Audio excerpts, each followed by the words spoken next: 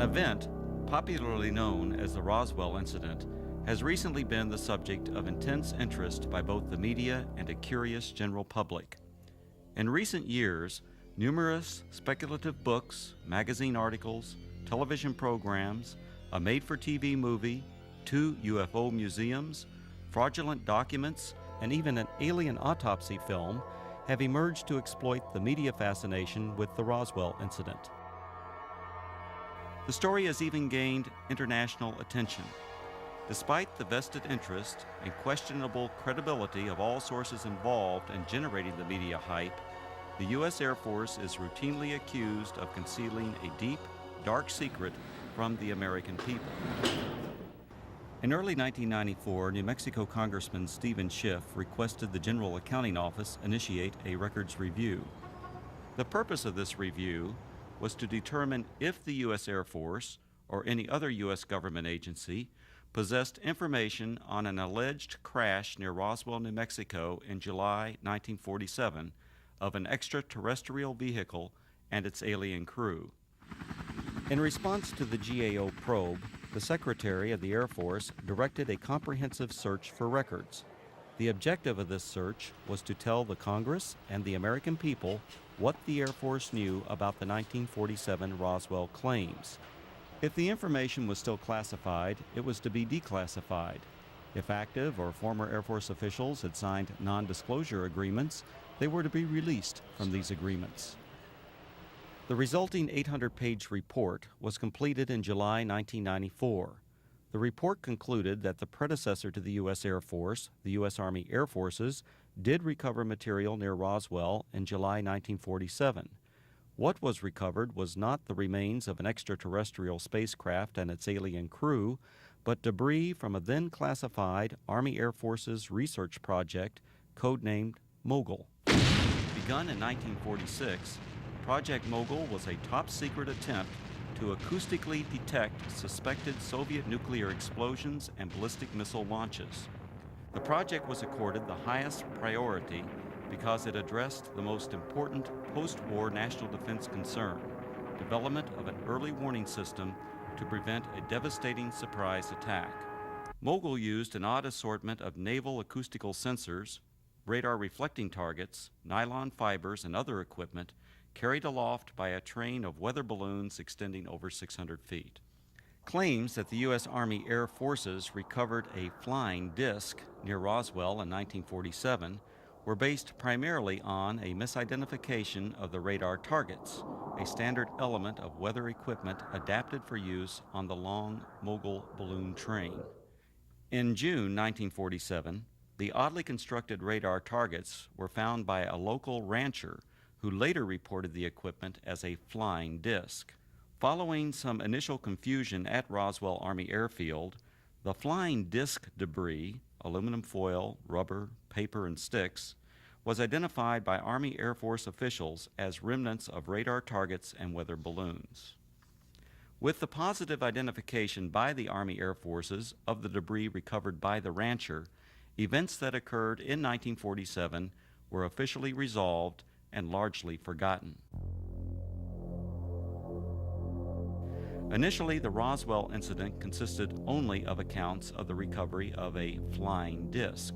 In 1947, there were no claims of alien bodies associated with the Roswell incident. The recovery of alien bodies became part of the Roswell story during the late 1970s, with other claims being made in the 1980s and 1990s. These later-day revisions to the Roswell story were often based on anecdotal accounts from second- and third-hand witnesses collected by UFO enthusiasts 40 or more years after the actual event. The same anecdotal accounts that refer to bodies also describe large-scale field operations conducted by U.S. military personnel using an assortment of military vehicles and aircraft to recover crashed debris, supposedly from an extraterrestrial spaceship. Military personnel were allegedly led by an angry, red-headed captain, threatening those who witnessed the operation with imprisonment or death if they revealed what they observed. The popular Roswell story contends that the bodies, once recovered, were allegedly transported under tight security to the base hospital at Roswell Army Airfield for autopsy. At the hospital, the angry red-headed captain was again allegedly observed threatening civilians. Following the purported autopsies, the alien bodies were supposedly transported to Wright Field, Ohio, now Wright-Patterson Air Force Base, for further processing and storage. This summarizes the Roswell incident scenario as presented by UFO enthusiasts.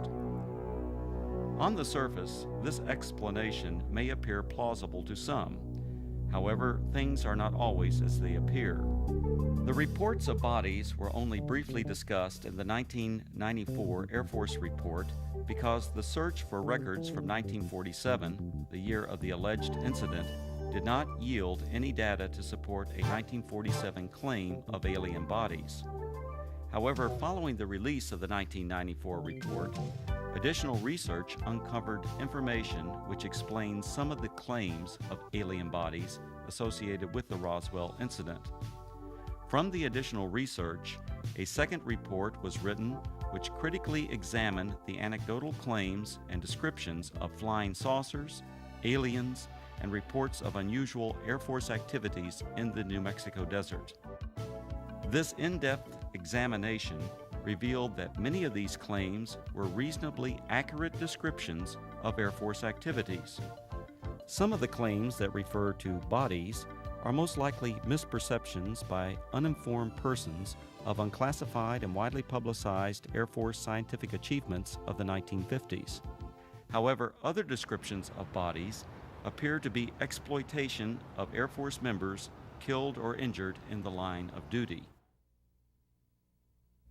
The following are the 5 main conclusions contained in the second report. Research reveals that actual U.S. military operations, widely separated by time, geographical location, and purpose, have been misinterpreted or deliberately misrepresented.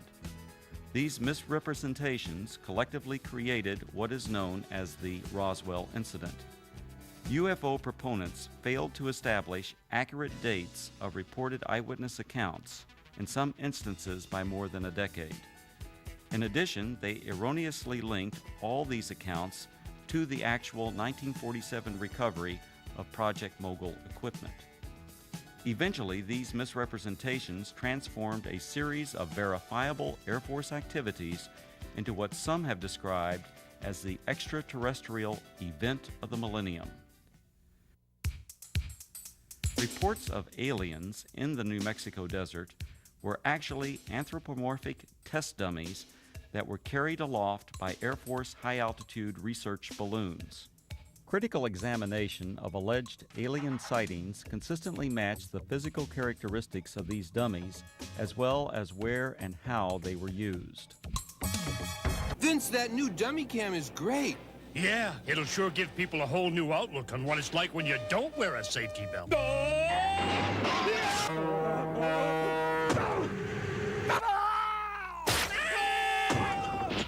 I think they'll get the picture. You could learn a lot from a dummy. Buckle your safety belt.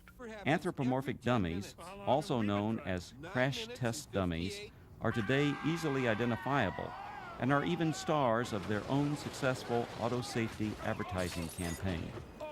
However, during the 1950s, public awareness was still decades away for these important scientific tools. From 1953 to 1959, anthropomorphic dummies were used by the U.S. Air Force Aeromedical Laboratory in projects High Dive and Excelsior. The project's main objective was to study methods for returning a pilot or astronaut safely to Earth by parachute if forced to eject at extremely high altitudes. For these tests, dummies were transported up to 98,000 feet by high-altitude balloons.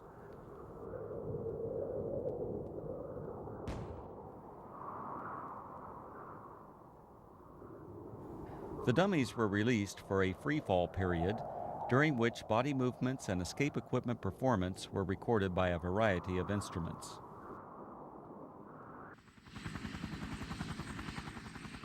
Many of the dummies landed outside the confines of military reservations and were regularly observed by local civilians.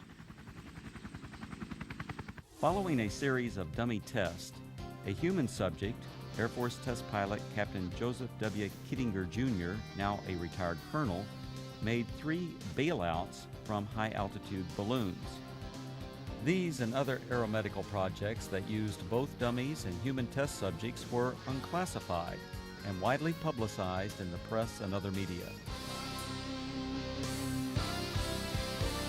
In 1956, 20th Century Fox released On the Threshold of Space, a feature-length motion picture based on these projects and filmed on location at Holloman Air Force Base.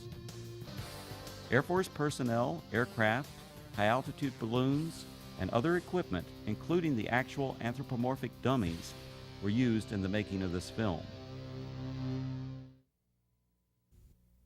The eyewitness reports of military units that always seem to arrive shortly after the alleged crash of a flying saucer were actually accurate descriptions of Air Force personnel engaged in high-altitude balloon and anthropomorphic dummy recovery operations. Since 1947, Air Force atmospheric research organizations at Holloman Air Force Base, New Mexico, have launched and recovered approximately 2,500 high-altitude balloons, many in the same areas of New Mexico where the Roswell incident allegedly occurred. Additionally, the equipment, vehicles, and procedures used by the Holloman Air Force Base Balloon Branch, the unit that conducted most of the launches, are the same as that described by the reputed witnesses who claimed they saw the recovery of the flying saucer and alien crew. These huge Air Force high-altitude balloons, launched by the Holloman Balloon Branch, carried aloft a wide range of sophisticated and, from most perspectives, odd-looking devices. Much of this equipment was experimental and represented, for that era, the latest in space-age technologies. Payloads ranged from simple radio transmitters to sophisticated satellite components and NASA space probes. In fact, qualification trials for the NASA Voyager Mars and Viking space probes were flown by Air Force high-altitude balloons during the late 1960s and early 1970s. Ironically, these balloons were launched from the former Roswell Army Airfield, site of the originally alleged 1947 incident, and recovered on the White Sands Missile Range over 100 miles to the west.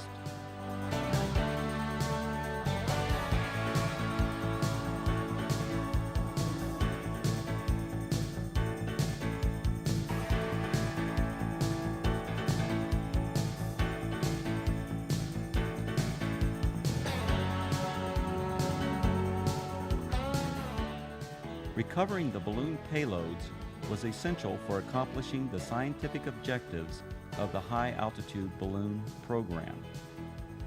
The primary high-altitude balloon recovery areas were and still are located at predetermined sites throughout Arizona, West Texas, and New Mexico, including the area surrounding Roswell. To retrieve the equipment many miles from Holloman Air Force Base, recovery personnel operated a variety of aircraft and vehicles. The exact vehicles described by the witnesses as having been present at the crashed flying saucer sites. To expedite these operations, the recovery crews tracked the balloons optically, electronically, and from aircraft which directed ground vehicles to the impact areas.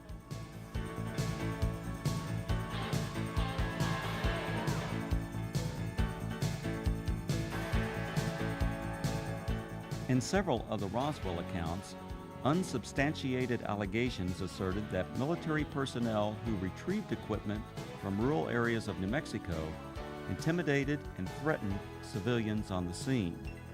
On the contrary, Balloon Branch personnel enjoyed good relations with the local community and often solicited their assistance following a balloon or payload landing. In the course of their activities, recovery personnel rented or borrowed tractors, bulldozers, snowmobiles, and even pack mules from local residents. The payloads, parachutes, balloons, and circling chase aircraft often draw crowds of curious onlookers from the local community. In fact, so many civilians are often present at balloon or payload landing sites, the scenes were once described by balloon branch personnel as being like the circus coming to town. Here's what it looked like this afternoon, floating from east to west over town. It was way up there, all right, some 25 miles over our heads, the Air Force later told me. The giant helium-filled balloon eventually collapsed, falling to Earth like 1,000 pounds of cellophane, landing on the Gila Indian Reservation southwest of Phoenix. A short while later, we spotted this, a large parachute, perhaps 100 feet across. Dangling beneath it was some sort of a silver box that made a rather hard landing.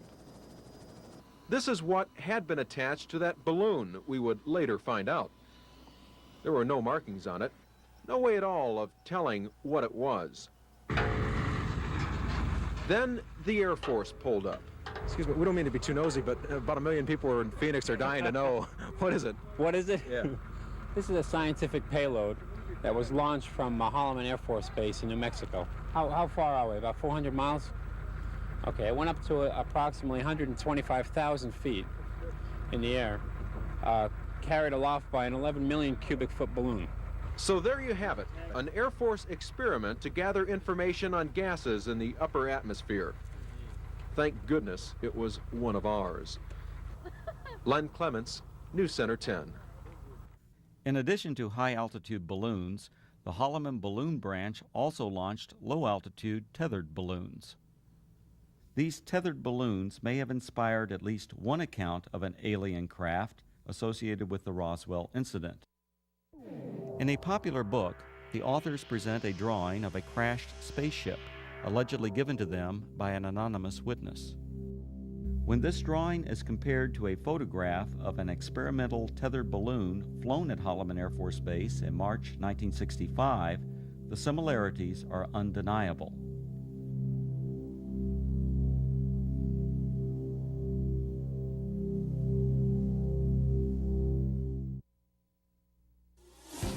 The red-headed captain was probably Captain Joseph W. Kittinger, Jr. Captain Kittinger served as the project officer or pilot in all three of the Air Force's manned high-altitude balloon projects, Man High, Excelsior, and Stargazer. Captain Kittinger was present at many balloon and dummy launch and recovery sites throughout the southwest United States during the 1950s and early 1960s. However, other than the allegations made by UFO proponents, there is no evidence of any kind that Kittinger confronted or threatened civilians. Colonel Kittinger's achievements as an Air Force test pilot are legendary. He has the standing world record parachute jump from nearly 20 miles.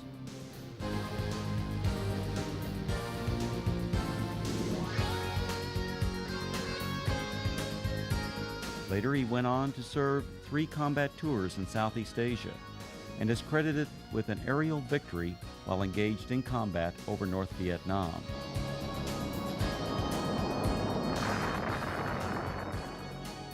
After over 480 combat missions, Colonel Kittinger was shot down over North Vietnam and spent 10 months as a prisoner of war in the infamous Hanoi Hilton before being repatriated in March 1973.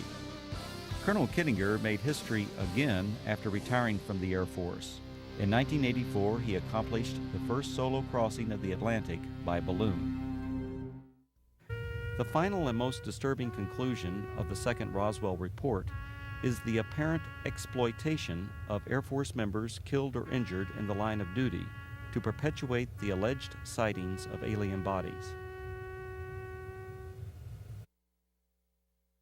Claims of bodies at the Roswell Army Airfield Hospital were likely a combination of several aircraft accidents and an unusual manned balloon mishap.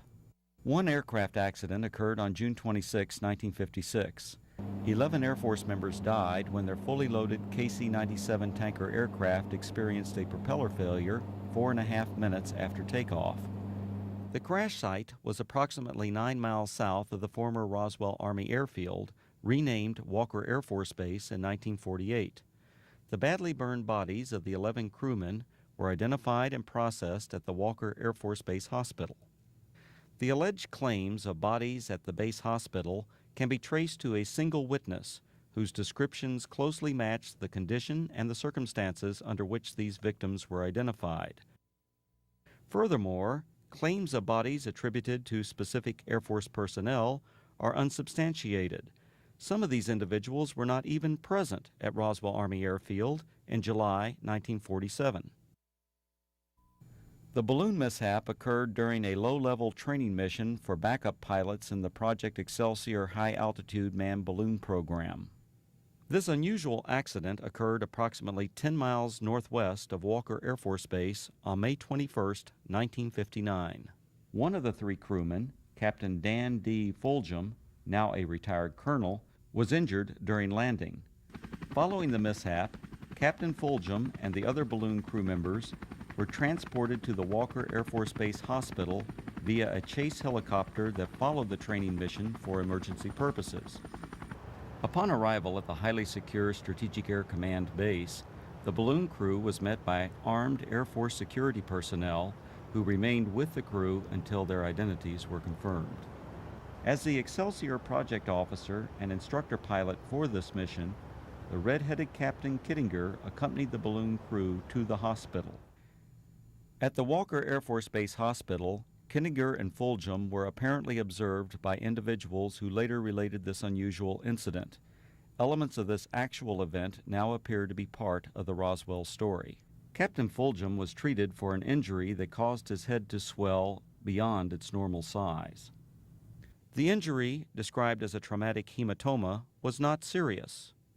On a specially arranged flight several days after the accident, Fulgham returned to Wright-Patterson Air Force Base, Ohio, where he made a complete recovery. Fulgham went on to distinguish himself as a test parachutist and physiologist for the space program. He later flew F-4s in Southeast Asia, adding to his combat record as a fighter pilot during the Korean War. When critically examined, the Roswell incident is exposed as a conglomeration of many events, including aircraft accidents, that occurred over several decades. Misidentification of anthropomorphic dummies and experimental balloon-launched devices, combined with Air Force balloon operations portrayed as mysterious flying saucer and alien recovery teams, transformed verifiable events into what is now known as the Roswell incident. The U.S. Air Force and its predecessors have been the unsurpassed innovators in aerospace technology. Legendary Air Force leaders throughout this century have used technological advances to establish the U.S. Air Force as a premier military service.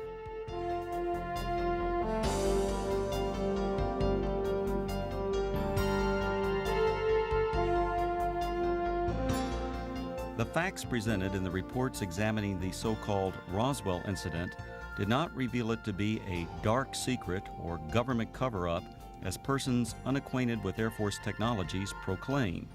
Instead, these studies identified a collection of events that exemplify the technological leadership, dedication to duty, and continuing noble sacrifices of the men and women of the United States Air Force.